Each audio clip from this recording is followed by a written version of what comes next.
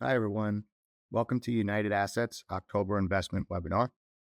Thanks, as always, to you, our clients, for giving this a watch as we recap recent events and walk you through key exhibits from our quarterly letter.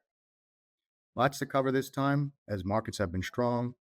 The Fed began cutting rates after a long pause. To get us started, I'll turn it over to Jordan for a market recap. Thanks, Matt. So as you suggested, momentum continued in the third quarter, with the S&P 500 hitting new all-time highs. As you can see in Exhibit 1, both stocks and bonds posted healthy returns, building on year-to-date gains. There were two big themes driving the quarter's strength. First, AI enthusiasm, with big tech, also known as the Magnificent Seven, again leading the market higher, up 18% in the quarter. The second theme was accommodative policy, which created an environment supportive of risk assets and drove higher beta stocks higher by 13%. Returns for the rest of the market were more modest. The S&P 500 is now up 15% year to date, putting us on track for a third straight calendar year of 20% plus returns. Dating back over 50 years, as highlighted in Exhibit 2, this is a level of strength only seen in the late 90s. Add in elevated market concentration and valuations, and it's no surprise some are drawing cautionary comparisons to the internet bubble. Later, we'll discuss how we're thinking through and managing portfolios around these AI bubble concerns. But first, I'll turn it over to Tom to discuss the economy and fiscal policy. Thank you, Jordan. One of the things that's really been a driver for the stock market has been a resilient U.S. economy. And underpinning that is a resilient consumer. But what we show here on the left is GDP growth over 6-month increments going back 2 years. And you can see it's remained fairly strong. And the thing that's really kept it above water, so to speak, is the dark brown, which is personal consumption expenditures.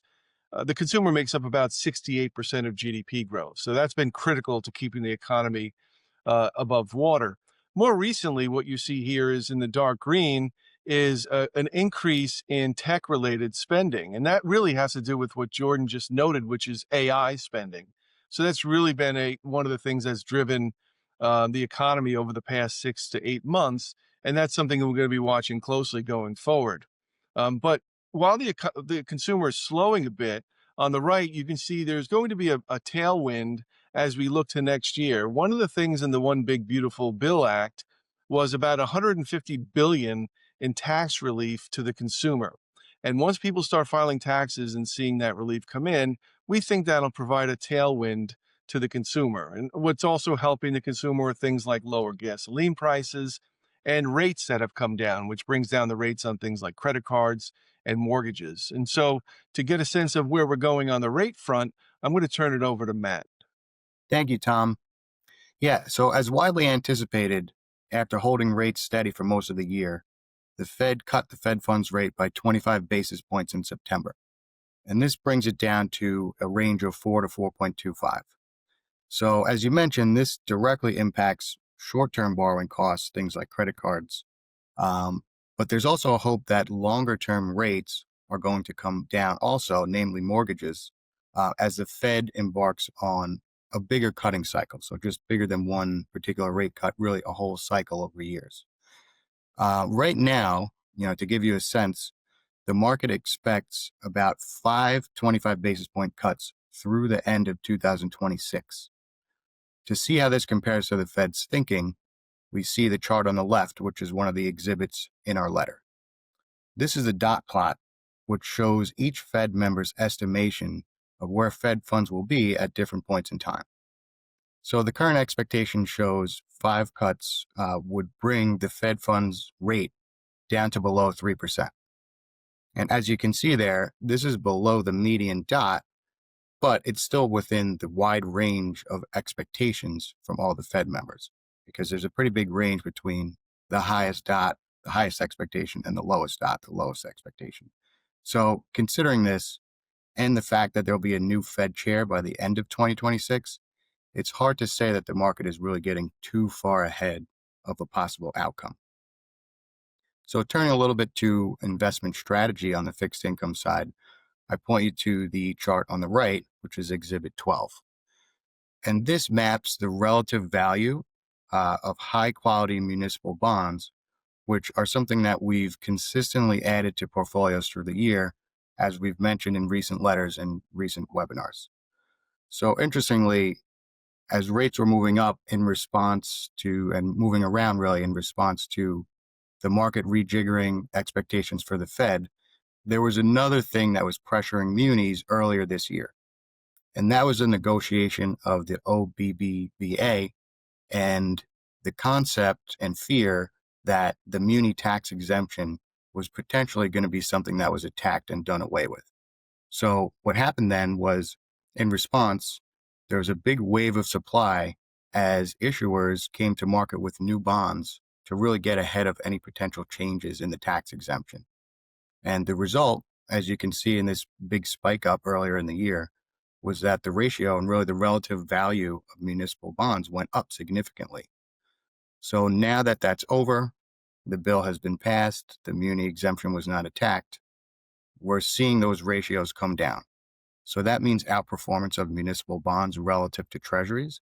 But on top of that, we're seeing longer term rates come down as well. So combined together, that resulted in some pretty strong performance from long-term municipal bonds. And that's really helped our client portfolios in Q3 and into Q4. So that's pretty much the highlights on the bond side. But right now, we'll turn it back to the stock market. And Jordan will take us through thoughts on today's multiples and earnings situation. Sure. Thanks, Matt. So the stock market's been on a tear, driven largely by a handful of big tech names, the so-called Magnificent Seven. And while we recognize that valuations are elevated and the market is highly concentrated as a result, we don't see it as bubble territory just yet. So as highlighted in Exhibit 7, today's top 10 stocks make up over 40% of the overall market. While more concentrated than the internet era, the market share finds more fundamental support, with today's leaders generating a third of all market profits, more than double that of the internet era leaders. And while today's top 10 trade at 30 times earnings, about 11 turns above the rest of the market, that premium reflects stronger profit margins and healthier balance sheets, and is less than half the premium assigned to the top 10 stocks in the early 2000s. So to sum it up, relative to the internet bubble, today's market finds more support in the size and quality of corporate profits. Now, while we may not be in a bubble yet, it is important we stay alert to its ingredients, namely euphoria and excessive risk-taking. Further, we wouldn't be surprised if this multi-year AI tailwind hits a few air pockets along the way. As a result, it is becoming increasingly important to seek diversification in a highly concentrated market that is levered to the AI theme. As highlighted in Exhibit 10, the opportunity set outside of the Magnificent Seven is improving. After years of weak fundamentals, earnings growth for the average stock is expected to reaccelerate to double-digit levels in 2026, aided by the accommodative fiscal and monetary policies outlined by Tom and Matt. And despite this growth, these stocks do remain relatively attractive. They're trading at 19 times earnings on a market cap weighted basis and 17 times on average, far below the 30x for the Magnificent Seven. So to sum this up, as seen through the average stock, today's market offers many opportunities to build a more balanced and resilient portfolio. So with that, I'll turn it back over to Tom to cover some closing items. Okay, well, thank you, Jordan. As you can see, the investment team is going through a substantial amount of information and making their assessments and building portfolios. But our advisory and planning teams are also very busy. As we head into year end, we included in the letter a segment on financial planning called the year end checklist. And so one of the things we want to highlight as we go into the year end are things like required minimum distributions, charitable giving, retirement contributions, tax loss harvesting, which the team does proactively throughout the year. But again, as you look towards year end, becoming conscious of the things that need to be done in preparing for next year as well. So if you have any questions on that, your advisor would be glad to walk you through each and any one of those items. And other than that, we look forward to seeing you again in the new year. So thank you for your time and attention.